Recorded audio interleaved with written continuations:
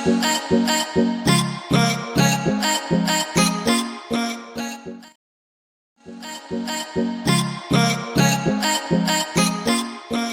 Friends, welcome to all of you. Welcome to जैव chemistry.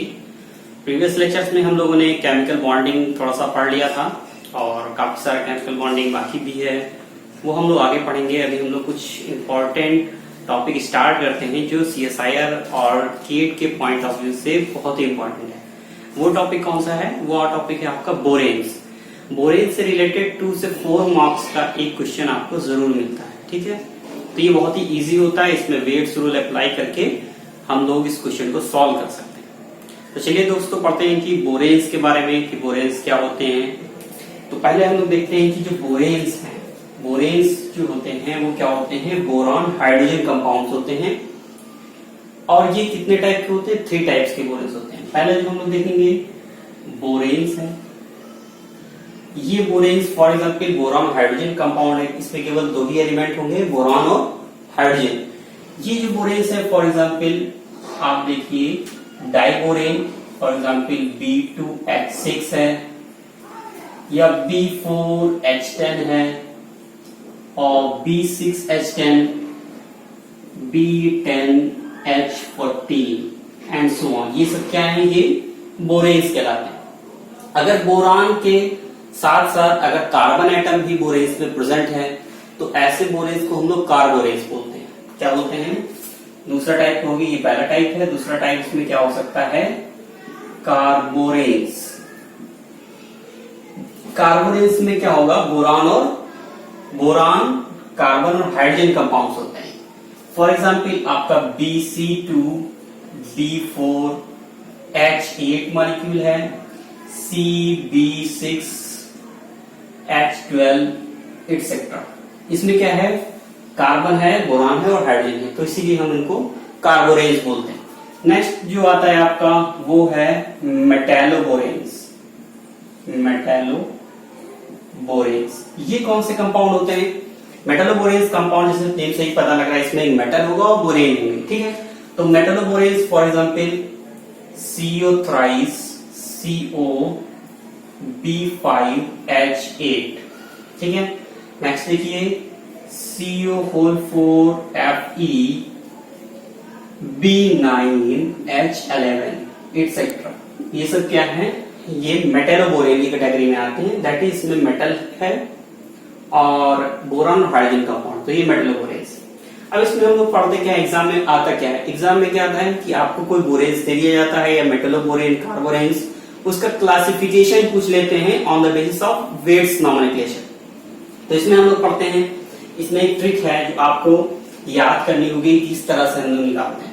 तो देखिए इसके लिए अगर हम लोग क्या देखते हैं कि वेट्स नॉमेनक्लेचर, ठीक है। तो वेट्स नॉमेनक्लेचर के लिए हम लोग क्या देखेंगे? इसमें आप ऐसे देख लीजिए, अगर इसमें BnHn2+ की फॉर्म में है, या अब इसमें 2 इलेक्ट्रॉन ऐड करते जाएंगे तो सेकेंड क्या होगा? BnHn, थर्ड क्या होगा? BnHn2- और फिर क्या होगा? BnHn4-, नेक्स्ट क्या होगा? BnHn6- और नेक्स्ट क्या होगा? BnHn8-, ठीक है। तो इनका नॉमेनक्लेचर आप याद कर लीजिए कि इस फॉर्म में अगर ये होते हैं तो इनका नेम क्या होता है, ठीक है। तो पहले वाला जो बोरॉन है BnHn2+, इसका नेम देते हैं हम लोग क्या? सुपर हाइपरक्लोजो। क्या नेम देते हैं? सुपर हाइपरक्लोजो। ये क्या होता है? हाइपरक्लोजो,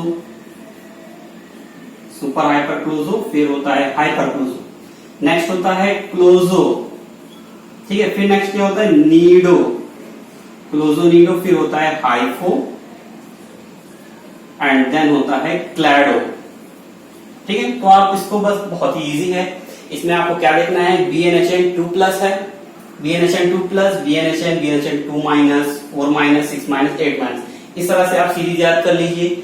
और उससे रेस्पेक्ट में जो कि करस्पॉन्डिंग नॉमेनक्लेचर है वो क्या होंगे? सुपर हाइपरक्लोजो, हाइपरक्लोजो, क्लोजो नीडो, सॉरी क्लोजोनिडो, फिर यहाँ पे होता है अरेचिनो, क्लोजोनिडो अरेचिनो हाइफो, एंड देन आता है यहाँ पे क्लैडो, CLADO, क्लैडो। ये होगा BNHN 10-, ठीक है। तो फिर से एक बार समझते हैं क्या कैसे हम लोग लिखेंगे। ऐसे लिख देंगे BNHN 2+ BNHN और BNHN 2- BNHN 4- BNHN 6- BNHN 8- और BNHN 10-। ऐसे आप लिखते चले जाएं। अगर ये इससे करस्पॉन्ड करता है तो ये क्या होता है, super hyper closo, super hyper closo. Next होता है हाइपर क्लोजो, हाइपर क्लोजो। फिर क्या होता है क्लोजो, उसके बाद होता है नीडो, उसके बाद होता है अरेचिनो, और फिर होता है हाइफो, और नेक्स्ट लास्ट जो होता है उसको हम लोग क्या बोलते हैं, क्लैडो बोलते हैं। बस इतनी बात आपको याद करनी है और आपका 2 नंबर का क्वेश्चन या 4 नंबर का क्वेश्चन बहुत ही इजी से सॉल्व हो जाएगा। ठीक है, तो देखिए दोस्तों, अब हम लोग पढ़ते हैं आइसोलोबल एनालॉजी। तो क्वेश्चन करने से पहले हमें आइसोलोबल एनालॉजी के बारे में मालूम होना चाहिए। तो आइसोलोबल एनालॉजी क्या होती है, अब देखिए आइसोलोबल फ्रेगमेंट क्या होता है। इसमें हम लोग क्या पढ़ते हैं, आइसोलोबल फ्रेगमेंट। ठीक है, तो इसको एग्जाम्पल से हम लोग समझेंगे। फॉर एग्जाम्पल अगर आप देखें आइसोलोबलिटी में कि अगर BH यूनिट है, कोई BH यूनिट, इसमें अगर टोटल वैलेंस इलेक्ट्रॉन हम काउंट करें तो देखिए बोरान के पास तो 3 वैलेंस इलेक्ट्रॉन होते हैं, हाइड्रोजन के पास 1 वैलेंस इलेक्ट्रॉन, तो टोटल वैलेंस इलेक्ट्रॉन यहाँ पे कितने हो जाएंगे, 4 हो जाएंगे। ठीक है, फॉर एग्जाम्पल अगर इससे कार्बन देखें तो कार्बन में कितने वैलेंस इलेक्ट्रॉन होते हैं, आपको मालूम है कि यहाँ पे भी 4 वैलेंस इलेक्ट्रॉन होते हैं। दोनों में इलेक्ट्रॉन सेम है, तो ये एक दूसरे के आइसोलोबल फ्रेगमेंट कहलाएंगे। ठीक है, इसमें इलेक्ट्रॉन सेम, इसीलिए ये जो हम लोग साइन बना रहे हैं ये आइसोलोबलिटी का साइन है। तो यहाँ पे BH unit is isolobal with carbon. Carbon ही नहीं बल्कि जिसमें जितने कार्बन फैमिली के जितने भी एलिमेंट हैं वो BH यूनिट के आइसोलोबल हो सकते हैं। दैट इज यहाँ पे क्या हो सकता है, कार्बन का CG सनकी पंडित, इस तरह से हम लोग इसको याद करते हैं। तो ये आपको पता चल गया कि कार्बन फैमिली के किसी भी मेंबर को हम लोग BH यूनिट से रिप्लेस कर सकते हैं या BH यूनिट को कार्बन से रिप्लेस कर सकते हैं। ठीक है, सिमिलरली अगर हम लोग देखें कि अगर फॉर एग्जांपल BH2 यूनिट हो, BH2 यूनिट, तो BH2 यूनिट में आप कितने इलेक्ट्रॉन देखेंगे, बोरान के पास 3 वैलेंस इलेक्ट्रॉन, हाइड्रोजन के पास 2 इलेक्ट्रॉन, तो टोटल वैलेंस इलेक्ट्रॉन यहाँ पे कितने हो गए, 5 हो गए। ठीक है, अब ये 5 वैलेंस इलेक्ट्रॉन है, 5 वैलेंस इलेक्ट्रॉन उससे हम इसको रिप्लेस कर सकते हैं जिसमें 5 वैलेंस इलेक्ट्रॉन हो, that is for example CH है। इस CH यूनिट में कार्बन के पास 4 इलेक्ट्रॉन और हाइड्रोजन के पास 1 इलेक्ट्रॉन, दैट इज यहाँ पे भी 5 इलेक्ट्रॉन हो गए। तो BH2 unit is isolobal with CH unit. ठीक है, अब ये CH यूनिट जो है, नाइट्रोजन को देखें, ये नाइट्रोजन फैमिली में नाना पार्टिकल असरानी सब बीमार, इस तरह से इसको याद करते हैं। तो यहाँ पे देखेंगे यहाँ पे 5 इलेक्ट्रॉन और नाइट्रोजन फैमिली में भी 5 इलेक्ट्रॉन होते हैं, इसका मतलब CH unit is isolobal with nitrogen. ये दोनों, ये सारे एक दूसरे के आइसोलोबल होते हैं, that is BH unit, BH2 unit is isolobal with N and isolobal with CH।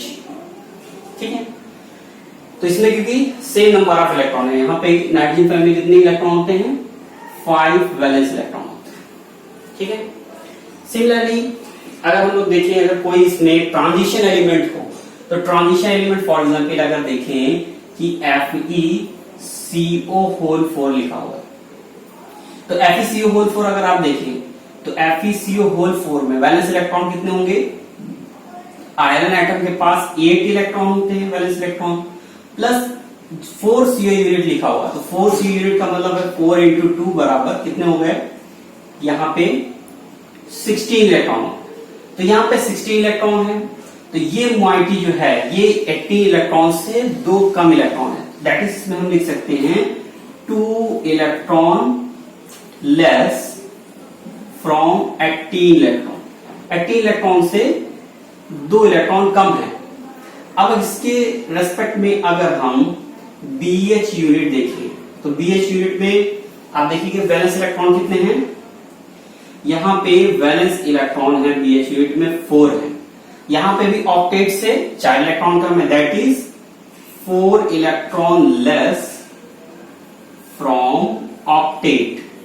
Octet से यहां पे 4 इलेक्ट्रॉन कम है। यहां पे ऑक्टेट से 4 इलेक्ट्रॉन कम है, यहां पे 18 से 4 इलेक्ट्रॉन कम है। इसका मतलब है कि ये दोनों यूनिट जो हैं वो एक दूसरे के आइसोलोबल हैं, और आइसोलोबल है तो रिप्लेसेबल है। ठीक है, तो इसको हम CO होल फॉर जहां कहीं भी यूनिट होगी उसको हम BH यूनिट से रिप्लेस कर सकते हैं। सिमिलरली देखिए अगर फॉर एग्जांपल CO3 यूनिट हो तो इसमें आप देखेंगे कि यहाँ पे कोबाल्ट है। कोबाल्ट के पास वैलेंस इलेक्ट्रॉन कितने होते हैं 9 प्लस 6, 3 CO मॉलिक्यूल है। तो 3 CO मॉलिक्यूल जो है वो 6 इलेक्ट्रॉन डोनेट करेंगे, क्योंकि एक कार्बोनिल लिगैंड जो है वो 2 इलेक्ट्रॉन को कंट्रीब्यूट करता है, तो 3 कार्बोनिल लिगैंड 6 वैलेंस इलेक्ट्रॉन को कंट्रीब्यूट करेंगे। तो टोटल सम देखिए यहाँ पे 15 इलेक्ट्रॉन हो गए, दैट इज यहाँ पे 3 लेस फ्रॉम 18 से 3 कम है। अब इसमें फॉर एग्जांपल BH2 यूनिट देखें तो BH2 यूनिट में देखेंगे कि 5 इलेक्ट्रॉन है, 5 वैलेंस इलेक्ट्रॉन है। यहाँ पे 8 से 3 इलेक्ट्रॉन कम है, यहाँ पे 18 से 3 इलेक्ट्रॉन कम है। तो दैट इज ये दोनों जो यूनिट हैं वो एक दूसरे के आइसोलोबल हो गए। ठीक है, सिमिलरली अगर हम देखें BH2 यूनिट, BH3 यूनिट, तो BH3 यूनिट में वैलेंस इलेक्ट्रॉन कितने हैं। यहाँ पे बोरॉन के पास 3 वैलेंस इलेक्ट्रॉन और 3 वैलेंस इलेक्ट्रॉन आ जाएंगे हाइड्रोजन से, तो टोटल 6 इलेक्ट्रॉन होगा। ठीक है, 2 कम है ऑक्टेट से। तो ऑक्सीजन फैमिली में देखिए, ऑक्सीजन में देखिए तो यहाँ पे भी कितने इलेक्ट्रॉन होते हैं 6 वैलेंस इलेक्ट्रॉन होते हैं। तो ये दोनों एक दूसरे के आइसोलोबल हो गए। ठीक है, तो इसी तरह से हम लोग आइसोलोबेलिटी पढ़ते हैं। यहाँ पे अगर मेन ग्रुप एलिमेंट है, देखिए यहाँ पे क्या है BH2 यूनिट, CH और नाइट्रोजन है, ये सब क्या है मेन ग्रुप एलिमेंट है। अगर मेन ग्रुप एलिमेंट हो और उनमें number of valence electron same हो तो वो एक दूसरे के आइसोलोबल होते हैं। बट अगर ट्रांजिशन एलिमेंट मॉइटी है तो ट्रांजिशन एलिमेंट मॉइटी में हम देखेंगे कि 18 से कितने इलेक्ट्रॉन कम है, और जो मेन ग्रुप एलिमेंट होगा उसमें देखेंगे कि ऑक्टेट से कितने इलेक्ट्रॉन कम है, वो एक दूसरे के आइसोलोबल फ्रेगमेंट होते हैं। ठीक है, तो अगर हमें आइसोलोबेलिटी आती है इसके बाद ही हम लोग वेट्स नॉमेनक्लेचर निकाल सकते हैं। ठीक है, तो चलिए दोस्तों बढ़ते हैं वेट्स नॉमेनक्लेचर की तरफ। तो देखिए दोस्तों अब हम लोग एग्जांपल्स लगाएंगे कुछ बोरॉन्स के। फॉर एग्जांपल B2H6 मॉलिक्यूल, इसको हमें क्लासिफाई करना है किस फॉर्म में, वही हम लोगों ने लिखा था फॉर्मूला BnHn की फॉर्म में। हम क्या करें यहाँ पे, अब देखिए हम लोगों ने मालूम था कि क्या होता है BnHn 2 प्लस होता है, BnHn होता है और BnHn 2 माइनस होता है, ऐसे ही होता है। तो ये क्या होता है सुपर हाइपर क्लोजो होता है, सुपर हाइपर क्लोजो, और ये क्या होता है क्लोजो होता है, और ये क्या होता है ये होता है हाइपर क्लोजो,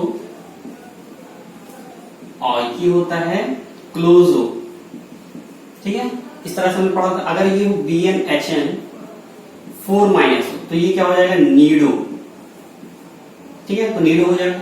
अब यहाँ पे देखिए इसमें क्या करना है, 2 बोरॉन है, इसमें से अगर 4 हाइड्रोजन रिमूव कर दिया जाए, माइनस 4H प्लस रिमूव कर दिया जाए, तो ये मोइटी क्या बनेगी B2H2 4 माइनस चार्ज आ जाएगा। जितने प्रोटॉन यहां से रिमूव करेंगे वो उतना निगेटिव चार्ज में चला जाएगा। तो BnHn 4 माइनस आएगा, ये किससे करस्पॉन्ड कर रहा है BnHn 4 माइनस से करस्पॉन्ड कर रहा है। तो ये देखिए BnHn 4 माइनस वाला क्या होता है नीडो होता है। तो दैट इज इसको हम लोग क्लासिफाई करेंगे नीडो। ठीक है, सिमिलरली अगर हम देखें B2H6 हो गया, B4H10, B4H10 मॉलिक्यूल को कैसे हम लोग देखेंगे कि यहाँ पे 4 बोरॉन है तो 4 हाइड्रोजन भी कर दे, तो देखिए यहाँ पे -6H प्लस कर दे तो ये हो जाएगा B4H4 और यहाँ पे कितना आ जाएगा 6 माइनस चार्ज आ जाएगा 6 माइनस। तो 6 माइनस जो है वो किससे करस्पॉन्ड करता है 6 माइनस BnHn 6 माइनस जो होता है वो RHNO होता है। ठीक है, तो ये आपका क्या हो जाएगा RHNO, इसको हम लोग कहेंगे RHNO। ठीक है, नेक्स्ट देखिए जैसे कि फॉर एग्जाम्पल लिखा हो B5H9। अब B5H9 है तो इसको हम लोग क्या लिख सकते हैं B5H9 को यहां पे लिख सकते हैं B5H5 लिख दे। अब यहाँ पे 4 प्रोटॉन यहां से रिमूव करें तो इसके ऊपर 4 माइनस चार्ज आ जाएगा। तो 4 माइनस वाला क्या होता है देख सकते हैं आप, 4 माइनस वाला क्या होता है नीडो, तो दैट इज ये क्या हो जाएगा आपका नीडो हो जाएगा। ठीक, सिमिलरली B5H11 देखिए तो इस मॉलिक्यूल में B5H11 में तो B5H11 को क्या लिख सकते हैं हम लोग B5H5। अब यहां से 6 माइनस हो जाएगा, अगर 6 प्रोटॉन यहाँ पे क्या करेंगे -6H प्लस रिमूव कर देंगे तो 6 नेगेटिव चार्ज आएगा। ये किससे करस्पॉन्ड कर रहा है RHNO से, तो दैट इज ये आपका हो जाएगा RHNO। ठीक है, ये RHNO हो जाएगा। फिर नेक्स्ट देखिए अगर लिखा हो B6H10 मान लीजिए, तो B6H10 को हम लोग क्या लिख सकते हैं, ये लिख सकते हैं B6H6 लिख सकते हैं और B6H6 इसमें कितना चार्ज आ जाएगा 4 माइनस। ठीक है, तो ये क्या हो जाएगा आपका कंपाउंड, ये हो जाएगा नीडो, क्योंकि 4 माइनस वाला जो है वो नीडो को करस्पॉन्ड। काफी इजी है, इससे हम लोग क्वेश्चन कर सकते हैं। तो चलिए दोस्तों बढ़ते हैं कुछ और एग्जाम्पल्स की तरफ। तो देखिए दोस्तों हम बढ़ते हैं कुछ और एग्जाम्पल की तरफ। तो यहाँ पे देखिए जो पहला एग्जाम्पल आपका लिखा हुआ है C2B4H8। तो यहाँ पे देखिए C2B4H8 मॉलिक्यूल में 2 कार्बन एटम है और हम लोग कार्बन आइसोलोबेलिटी प्रिंसिपल पढ़ चुके हैं। तो आइसोलोबेलिटी में क्या होता है कार्बन जो है, तो कार्बन आप देख सकते हैं कि जो कार्बन एटम होता है, कार्बन एटम इसमें वैलेंस इलेक्ट्रॉन कितने होते हैं 4 इलेक्ट्रॉन होते हैं। तो इस कार्बन एटम को हम किससे रिप्लेस कर सकते हैं, इस कार्बन एटम को हम लोग BH यूनिट से रिप्लेस कर सकते हैं। इसमें बोरान के पास 3 इलेक्ट्रॉन, हाइड्रोजन के पास 1 इलेक्ट्रॉन, दैट इज यहाँ पे भी 4 इलेक्ट्रॉन। तो दैट इज ये दोनों एक दूसरे के आइसोलोबल हो गए। तो इसका मतलब हम इसको हम ये लिख सकते हैं C2 की जगह हम क्या लिख सकते हैं BH ट्वाइस। ठीक है, B4H8 इसको इस तरह से लिख सकते हैं। तो सिमिलरली इसको हम लोग क्या लिखेंगे, फिर लिखेंगे इसको B6 और H10 हो जाएगा, 2 हाइड्रोजन इसमें जोड़ देंगे। तो अगर इसमें हम बोरान और हाइड्रोजन दोनों बराबर कर दें तो क्या होगा ये B6H6 और चार्ज कितना आ जाएगा 4 माइनस चार्ज आ जाएगा। ठीक है, तो 4 माइनस चार्ज आप देख सकते हैं 4 माइनस वाला जो होता है वो किससे करस्पॉन्ड कर रहा है, 4 माइनस वाला नीडो होता है। तो दैट इज ये जो आपका एग्जाम्पल है ये क्या हो जाएगा नीडो हो जाएगा। ठीक है, तो सिमिलरली यहाँ पे देखते हैं सेकेंड एग्जाम्पल में। तो सेकेंड एग्जाम्पल में क्या है इसी तरह इसको भी लिखेंगे। यहाँ पे B4C2H6 लिखा हुआ है तो यहाँ पे B4 लिख लिया ऐसे, कार्बन को BH यूनिट से रिप्लेस करके यहाँ पे BH ट्वाइस लिख दी और H6 लिख दिया। फिर हम लोग क्या करें बोरान को इसमें ऐड कर दे, हाइड्रोजन इसमें ऐड कर दे, तो ये हो जाएगा आपका B6H8 हो जाएगा, B6H8। अब B6H8 में को हम क्या लिख सकते हैं 2 हाइड्रोजन यहाँ से रिमूव करें और B6H6 2 माइनस लिख दें। तो ये B6H6 2 माइनस वाला किससे करस्पॉन्ड कर रहा है ये क्लोजो से, तो दैट इज ये आपका हो गया क्लोजो स्ट्रक्चर। क्या हो गया क्लोजो। ठीक है, नेक्स्ट एग्जाम्पल की तरफ आते हैं। ये लिखा हुआ है CB6H12 तो इसको हम लोग क्या लिखें BH कर दे, फिर B6H12 लिखिए। BH को कार्बन की जगह में BH लिख दिया। अब इसको हम लोग क्या लिख सकते हैं इस यूनिट को B7H13 लिख सकते हैं, B7 H13। तो देखिए B7H13 दोनों में बोरान और हाइड्रोजन बराबर करें तो B7H7 हो जाएगा, इसके ऊपर 6 माइनस चार्ज आ जाएगा। ठीक है, तो ये किस में आ रहा है, 6 माइनस वाला किससे करस्पॉन्ड करता है, आप देख सकते हैं 6 माइनस वाला RH होता है, तो इसको हम लोग क्या लिखेंगे, ये RH हो जाएगा, RH। ठीक है, नेक्स्ट एग्जाम्पल बढ़ते हैं C2B3H7। तो इसको हम लोग क्या लिख सकते हैं, BH, कार्बन को हमने BH यूनिट से रिप्लेस कर लिया। ठीक है, ये हो गया ट्वाइस और ये हो गया B3H7, B3H7। तो इसको हम लोग लिखेंगे क्या, फिर क्या लिखेंगे इसको, B5H9 हो जाएगा, B5H9। तो B5H9 को हम लोग क्या लिख सकते हैं, B5H5 4 माइनस लिख सकते हैं। अब ये 4 माइनस वाला किससे करस्पॉन्ड कर रहा है, नीडो से, दैट इज ये आपका नीडो हो गया। ठीक है, काफी इजी है। नेक्स्ट पढ़ते हैं, इसको भी हम लोग क्या लिख सकते हैं, देखिए दो यहाँ पे इसको हम लोग क्या लिख सकते हैं, डायरेक्ट अगर इसको हम लिखें तो ये हो जाएगा B11। ठीक है, और ये हाइड्रोजन कितने हो जाएंगे, H13 हो जाएगा। ठीक है, क्योंकि यहाँ पे एक CH कार्बन को हमने BH यूनिट से रिप्लेस कर दिया, तो यहाँ पे B11H13 हो जाएगा। इसमें इसको हम लोग क्या लिखेंगे, B11H11 2 माइनस चार्ज है, तो ये क्या हो जाएगा, आपको करस्पॉन्ड करेगा क्लोजो से। ठीक है, ये 2 माइनस वाला जो होता है वो क्लोजो होता है।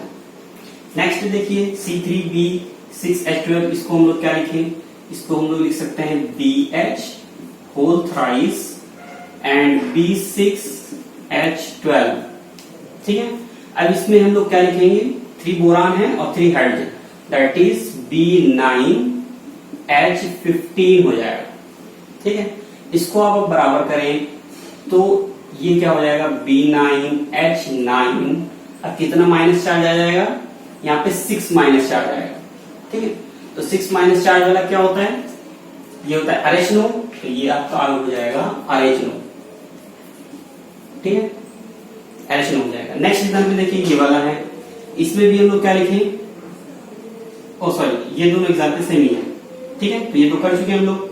नेक्स्ट देखिए B6H62 प्लस लिखा हुआ, B6H62 प्लस किससे करस्पॉन्ड कर रहा है, BnHn2 प्लस से करस्पॉन्ड कर रहा है, जो कि क्या होता है, सुपर हाइपरक्लोजो। तो इसको हम लोग डायरेक्ट लिख सकते हैं, ये होगा सुपर हाइपरक्लोजो। ठीक है, सिमिलरली जो B6H6 लिखा हुआ है, ये क्या होगा, B6H6 किससे करस्पॉन्ड कर रहा है, BnHn से, ये हो जाएगा हाइपरक्लोजो, तो इसको हम लोग लिख सकते हैं हाइपरक्लोजो। ठीक है, सिमिलरली B6H62 माइनस, ये किससे करस्पॉन्ड कर रहा है, निक्लोजो से, तो ये आपका हो जाएगा क्लोजो। तो ओके दोस्तों, आज इतना आपको क्लियर हो गया। तो आगे बढ़ते हैं कुछ और इंटरेस्टिंग एग्जाम्पल की तरफ, जिसमें हम लोग मेटलोबोरेन्स को भी थोड़ा स्टडी करेंगे। ठीक है, देखिए दोस्तों, ये कुछ एग्जाम्पल हैं, इनको हम मेटलोबोरेन्स बोलते हैं। इनको हम लोग कैसे सॉल्व करेंगे, तो यहाँ पे देखें हम इस मोइटी में कि इस बोरेन में ये मोइटी है कौन सी, यहाँ पे CO का होल थ्राइस है। ठीक है, तो यहाँ पे देखिए कोबाल्ट एलिमेंट है, इस मोइटी को हम लोग यहाँ पे अलग कर देते हैं। तो यहाँ पे CO3 जो मोइटी है, इसमें वैलेंस इलेक्ट्रॉन कितने होते हैं, आपको मालूम है कि कोबाल्ट में 9 वैलेंस इलेक्ट्रॉन होते हैं, प्लस 6 इलेक्ट्रॉन कहां से आ जाएंगे, 3 कार्बोनिल ग्रुप से, तो यहाँ पे 6 इलेक्ट्रॉन जोड़ देंगे तो 15 इलेक्ट्रॉन हो जाएंगे। अब आपको मालूम है कि 15 इलेक्ट्रॉन है, that is 3 less from 18 electron. 18 electron से यहाँ पे 3 इलेक्ट्रॉन कम है, तो किसके इक्विवेलेंट होगा, देखिए अगर BH यूनिट हम लेते हैं तो BH यूनिट है, सॉरी BH2 यूनिट अगर देखें तो यहाँ पे बोरान के पास 3 वैलेंस इलेक्ट्रॉन प्लस 2 आ गए आपके हाइड्रोजन से, तो टोटल सम कितना हो गया, 5 वैलेंस इलेक्ट्रॉन। ठीक है, तो 5 वैलेंस इलेक्ट्रॉन हो, इसका मतलब है कि यहाँ पे 3 लेस फ्रॉम ऑक्टेट, तो ऑक्टेट से यहाँ पे 3 कम है। ये BH2 यूनिट में ऑक्टेट से 3 इलेक्ट्रॉन कम है, जबकि CO3 यूनिट में 18 से 3 इलेक्ट्रॉन कम है, तो दैट इज ये दोनों मॉलिक्यूल एक दूसरे के आइसोलोबल फ्रेगमेंट हो गए, तो ये दोनों एक दूसरे के रिप्लेस के हैं। तो यहाँ पे CO3 मॉलिक्यूल लिखा हुआ है, उसको हम लोग रिप्लेस कर सकते हैं BH2 यूनिट से। तो यहाँ पे देखेंगे क्या करेंगे, इसको हम लोग ऐसे लिख सकते हैं BH2, ठीक है। CO3 की जगह BH2 लिख दिया और फिर हमने लिखा B5H8, ठीक है, B5H8 को। अब इसको हम लोग क्या लिखेंगे, B5H8 को तो लिखेंगे B6H10 हो जाएगा, ठीक है। अब इसको हमें कार्बन, बोरॉन और हाइड्रोजन इक्विवेलेंट बनाने हैं, दैट इज हम लोग क्या करें, B6H6 कर दे तो इसके ऊपर कितना चार्ज आ जाएगा, 4 माइनस चार्ज आ जाएगा। और 4 माइनस चार्ज वाला जो है वो क्या होता है, आप देख सकते हैं कि 4 माइनस चार्ज है, 4 माइनस चार्ज किस पे होता है, नीडो पे होता है। तो इस मॉलिक्यूल में ये क्या हो जाएगा आपका, नीडो, ठीक है। तो ये आपका निकल के आएगा नीडो, ठीक है। तो ये आपका हो गया नीडो, दैट इज ये वाला जो मॉलिक्यूल है वो नीडो कैटेगराइज किया जाएगा। नेक्स्ट देखिए FeCO4 लिखा हुआ है, इस मॉइटी को FeCO4 जो मॉइटी है इसको हम लोग देखें तो FeCO4 मॉइटी को हम लोग देख सकते हैं FeCO4। तो यहाँ पे आप देखिए आयरन एटम के पास 8 वैलेंस इलेक्ट्रॉन होते हैं प्लस 4 CO लिगैंड लिखे हैं। एक CO लिगैंड 2 इलेक्ट्रॉन कंट्रीब्यूट करता है, 4 CO ligand that is 8 electron contribute करेगा। टोटल सम देखेंगे 16 होगा, that is 2 electron less from 18 electron से 2 इलेक्ट्रॉन यहाँ पे कम है। अगर हम देखें BH यूनिट देखें, ठीक है, सॉरी BH3 यूनिट देखें तो BH3 यूनिट में देखेंगे बोरॉन के पास 3 इलेक्ट्रॉन हाइड्रोजन के टोटल हो जाएंगे 6 इलेक्ट्रॉन, ठीक है। यहाँ पे 2 इलेक्ट्रॉन कम है ऑक्टेट से, that is 2 less from octet से 2 इलेक्ट्रॉन यहाँ पे कम है। तो यहाँ पे ऑक्टेट से 2 इलेक्ट्रॉन कम है। अब इस मॉइटी में FeCO4 में 18 इलेक्ट्रॉन से 2 इलेक्ट्रॉन कम है, तो ये दोनों एक दूसरे की आइसोनोबल फ्रेगमेंट हो गए और ये दोनों आपस में रिप्लेस किए जा सकते हैं। तो इस मॉलिक्यूल में हम लोग क्या करेंगे, जो FeCO4 है उसकी जगह BH3 लिख देंगे। तो दैट इज इसको हम लोग ऐसे लिखेंगे BH3 और फिर लिखेंगे B9H11, ठीक है। फिर क्या लिखेंगे, इसको B10 हो जाएगा ये, और H कितना हो जाएगा, H3 इसमें जोड़ देंगे तो H14 हो जाएगा, B10H14। और B10H14 आपको मालूम है कि यहाँ पे इसको बोरॉन और हाइड्रोजन जब इक्विवेलेंट करेंगे तो ये हो जाएगा B10H10 और कितना 4 माइनस चार्ज आ जाएगा। और 4 माइनस चार्ज वाला क्या होता है, नीडो होता है, ठीक है। तो इस तरह से हम लोग मेटलोबोरेंस को भी क्लासिफाई कर सकते हैं। बस हमें पता क्या होना चाहिए, ये सीरीज हमको आनी चाहिए BnHn2+ BnHn2- that is 2 electron हम इसमें ऐड कर रहे हैं। और इस सीरीज को करस्पॉन्डिंग सीरीज याद होनी चाहिए, सुपर हाइपर क्लोजो नीडो और एस्नो एंड क्लैडो। बस उसके इक्विवेलेंट बनाना है और जो करस्पॉन्डिंग उसका नेम है वो आपको नेम पता लग जाएगा, ठीक है।